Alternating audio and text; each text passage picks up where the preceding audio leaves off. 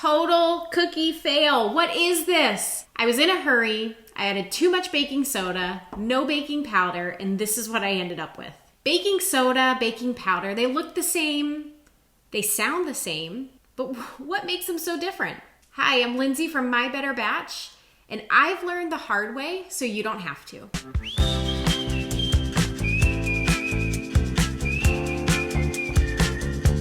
Baking powder and baking soda are both leavening agents. Ingredients like this help our cookies to rise tall and give us a light and airy texture.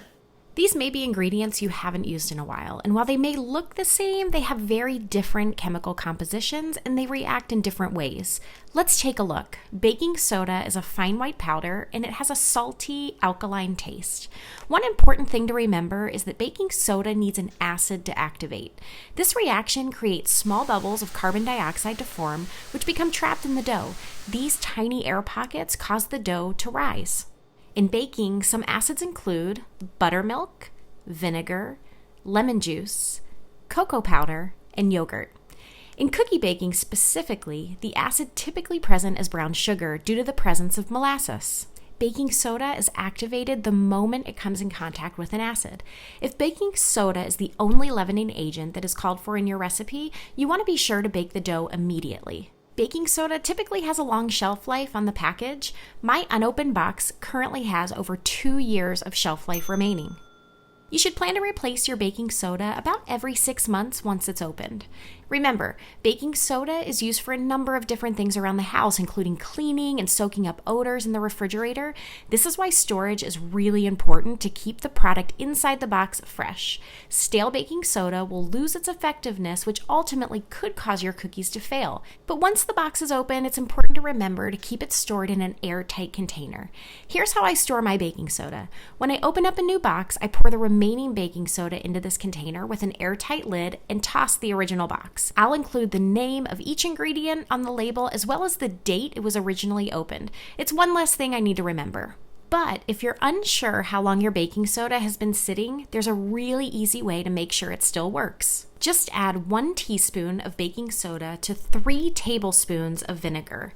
If it's still active, it should begin to fizz immediately. If there's little to no fizzing, it may be time to replace your baking soda, and this wouldn't be ideal for baking cookies. Baking powder is also a fine white powder, and it has a bitter, salty, acidic taste. Measuring this precisely is really important because too much baking powder could affect the taste of your cookies. Baking powder is a mixture of baking soda, sodium bicarbonate, a powdered acid, typically cream of tartar, and a starch, which is usually cornstarch for stability. Because it already has an acid built in, it doesn't require an additional acid to be present in the recipe in order for it to be effective. You may have noticed that your baking powder is labeled double acting. Double acting baking powder reacts once when it's mixed with wet ingredients in a recipe, and then a second time, hence the name double acting, when exposed to heat in the oven. If your can of baking powder is closed, be sure to check the expiration date on the outside of the package to make sure that it's still fresh. Just like baking soda, it's best to use within 6 months of opening. But once the can is open, make sure that the lid is on tight or empty the contents into an airtight container to keep it fresh. If you can't remember when you opened your can of baking powder, here's an easy way to test it. Add 1 teaspoon of baking powder to a small bowl of warm water. If it's active, it should begin to fizz. If there's little to no fizzing, it's time to replace your baking powder. Here's a fun fact. I don't know if you've ever turned around your can of baking powder, but it reads on here that you should shake it before you use it.